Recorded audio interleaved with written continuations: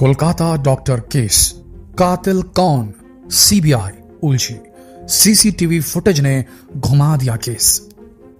CCTV footage में एक नहीं, सिर्फ संजय रॉय नहीं, 4 और चेहरे नजर आ रहे हैं। पहला, Rako, first year post graduate trainee doctor. दूसरा, Sumitro, first year PG trainee doctor. तीसरा, Shubhdeep, intern chest medicine department में। चौथा, गुलाम, हॉस्पिटल का एक स्टाफ। ये 4 और लोग हैं जो सीसीटीवी में नजर आए हैं। 8 और 9 अगस्त की दरमियानी रात को जो इवेंट हुआ, सिलसिलेवार अब सीबीआई के पास में उसका एविडेंस है। बताया जाता है कि उस रात 12 बजे के करीब एक ग्रुप, जिस ग्रुप में डॉक्टर बेटी है, साथ में 2 ट्रेनी डॉक्टर, एक का नाम राको, दूसरा सुमित्रो, दोनों जूनियर थे डॉक्टर बेटी के, और ये तीनों जाते हैं, शिफ्ट लंबी खत्म हो जाती है, ये तीनों जाते हैं, डिनर करते हैं।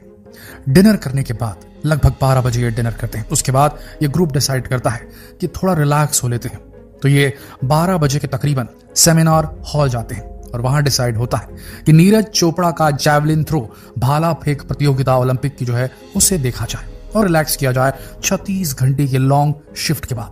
राको, सुमित्रो और डॉक्टर बेटी तीनों नीरज चोपड़ा ओलंपिक का वो गेम देखते हैं, और उसके बाद लगभग 2 बजे के करीब सुमित्रो और राको दोनों सेमिनार हॉल से बाहर आ जाते हैं, और सेमिनार हॉल के जस्ट ऑपोजिट साइड एक स्लीप रूम होता है, जहां पर स्लीप स्टडीज की जाती है, यानी कि ऐसे पेशेंट्स जिनकी स्लीप का एनालिसिस किया जाता है, नींद में उनके शरीर में क्या बदलाव आ रहे हैं, वो चेक करने के लिए एक रूम बनाया गया है उस हॉस्पिटल के अंदर, स्लीप एनालिसिस रूम। और उस रूम में जाकर के दोनों डॉक्टर राको और सुमित्रो ये सो जाते हैं लगभग 2 बजे के अराउंड। डॉक्टर बेटी अकेले सेमिनार रूम में रेस्ट करने का फैसला लेती है। इस बीच जो तीसरा डॉक्टर होता है, जो इंटर्न होता है, शुभदीप, जो इस ग्रुप के साथ पोस्टेड था, वो 3rd फ्लोर, जहां पर सेमिनार रूम है, जहां वारदात हुई है, उसी फ्लोर में एक और रूम है, इंटर्न रूम, वहां वो मौजूद रहता है शुभदीप। बात समझिएगा। उसके बाद चेन ऑफ इवेंट कुछ इस प्रकार से सामने आया सीसीटीवी फुटेज में कि केस पूरा उलझ सा गया है और सीबीआई को 4 लोगों के पॉलीग्राफ टेस्ट की डिमांड करनी पड़ी, यानी कि लाई डिटेक्टर टेस्ट। जी हां दोस्तों, चौथा शख्स, अब ध्यान से सुनिएगा, रात के 2 बजे दोनों डॉक्टर सौमित्र और राको डॉक्टर बेटी को सेमिनार हॉल में छोड़ते हैं और सोने के लिए स्लीप रूम, जस्ट सामने वाला रूम जो है सेमिनार हॉल के, वहां चले जाते हैं। 2 बजे डॉक्टर निकलते हैं सेमिनार हॉल से, डॉक्टर बेटी अकेली है। ठीक रात के 3:42 पर संजय रॉय पार्किंग में देखा जाता है अपनी बाइक को हॉस्पिटल के गेट के पास खड़ा करते हुए। 3:48 को वो इमरजेंसी बिल्डिंग, जिसके 3rd फ्लोर पर सेमिनार हॉल था जहां वारदात हुई, उस इमरजेंसी बिल्डिंग के अंदर घुसता नजर आया है 3:48 पर। और 4:03 पर, ध्यान से सुनिएगा, 4:03 पर वो कॉरिडोर के पास पहुंच जाता है, वो कॉरिडोर, वो गलियारा जहां पर सेमिनार रूम मौजूद है 3रे फ्लोर पर। तो ठीक 4:03 पे सीसीटीवी कैमरे में कैप्चर हुआ है उस गलियारे में संजय रॉय, जहां पर मौजूद है सेमिनार हॉल, सेमिनार रूम पर। रुकिए, अभी 4:03 से पहले, सिर्फ 3 मिनट पहले, जिस प्रकार से इंफॉर्मेशन निकलकर सामने आ रही है इंटरनेट पर और आज तक के एक शो में भी बताया गया है, ठीक 4:03 पे संजय रॉय गलियारे में देखा जाता है, और उससे 3 मिनट पहले 4 बजे एक शख्स दिखता है। यह शख्स है गुलाम, हॉस्पिटल स्टाफ का एक सदस्य, कर्मचारी हॉस्पिटल का गुलाम। ये 4 बजे 1st फ्लोर से 3rd फ्लोर की ओर जाता नजर आया है सीसीटीवी कैमरे में। 4:03 पर संजय रॉय अंदर घुसता है सेमिनार हॉल के, या उस गलियारे में देखा गया है, सॉरी, उस गलियारे में देखा गया है, और 4:03 पहले 1st फ्लोर से 3rd फ्लोर पर गुलाम जाता है, आप समझिएगा। और उसके बाद गुलाम देखा गया सीसीटीवी फुटेज में 4:30 से लेकर 4:35 के बीच में वो 3rd फ्लोर से वापस 1st फ्लोर की तरफ आते हुए नजर आता है। ध्यान से सुनिएगा दोस्तों। और आपको बता दें, जो संजय रॉय की मूवमेंट है वो किस प्रकार की होती है। 4:03 में सीसीटीवी कैमरे में कैद होता है संजय रॉय उस गलियारे से जाता हुआ, आता हुआ, जहां पर सेमिनार रूम मौजूद था। 4:03 के बाद 4:32 में ऑलमोस्ट गुलाम जब 3rd फ्लोर से नीचे आता है। उसी बीच 4:32 में बाकायदा सीसीटीवी कैमरे में कैद हुआ है संजय रॉय, जो कि सेमिनार रूम के बाहर निकलता है और उसके बाद 4:37 में वो पूरा हॉस्पिटल प्रीमाइस छोड़ करके अपने बाइक में बैठकर वापस निकल जाता है।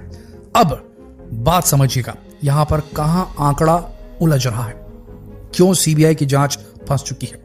उस फ्लोर पर जब यह वारदात हो रही थी 4 लोग मौजूद थे, ऐसा माना जा सकता है।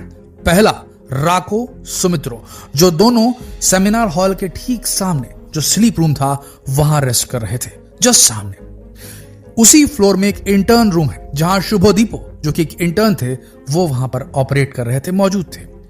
इसके बाद यह देखा गया कि गुलाम, जो कि हॉस्पिटल का स्टाफ था, वो ऑलमोस्ट उसी टाइम पीरियड के अंदर, उन्हीं 29 मिनटों के अंदर, जब संजय रॉय 4:03 में एंटर करता है, सेमिनार हॉल के गलियारों में घूमता हुआ नजर आता है और उसके बाद में 4:32 में सेमिनार हॉल से बाहर निकलता नजर आता है। उन्हीं 29 मिनटों के दौरान जो है गुलाम का भी उसी फ्लोर पर मौजूद होना, 4 शख्स उसी फ्लोर पर मौजूद थे।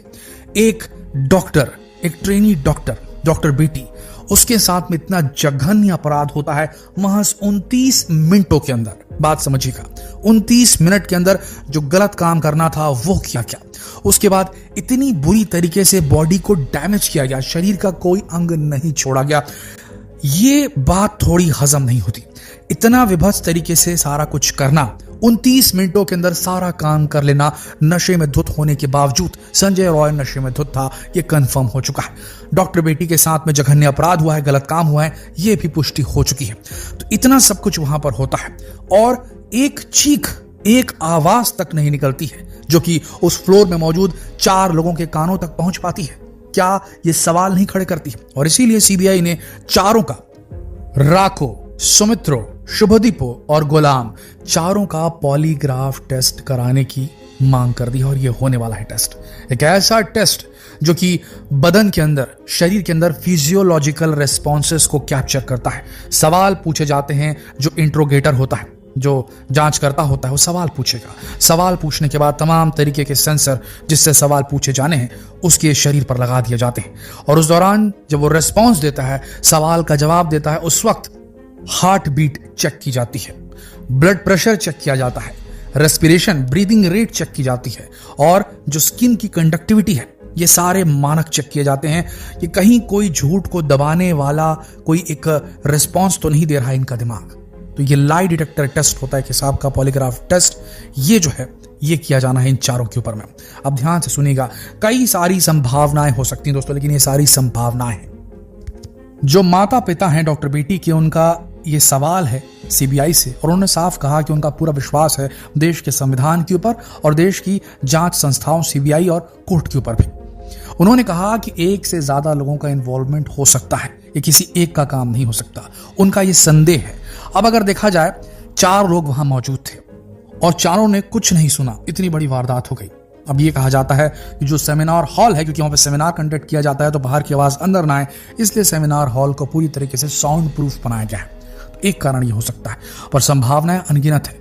क्या ये हो सकता है कि एक सोची समझी साजिश थी जिसमें कि प्रिंसिपल भी इन्वॉल्व था? ये सिर्फ संभावनाएं, कंस्पिरेसी थ्योरी है, इसमें कोई सत्यता नहीं, कोई सबूत नहीं है, लेकिन संभावनाएं बनती हैं क्योंकि polygraph test Sandip Ghosh, principal of RG Kar hospital का भी होना है। तो कहानी ये है कि अगर ऐसा है तो क्या कोई बड़ी ताकत है इसमें इन्वॉल्व थी? क्या डिनर के दौरान कुछ मिलाकर दे दिया गया था डॉक्टर बेटी को, जिसकी वजह से वो बेसुध थी और आवाज नहीं कर पाई?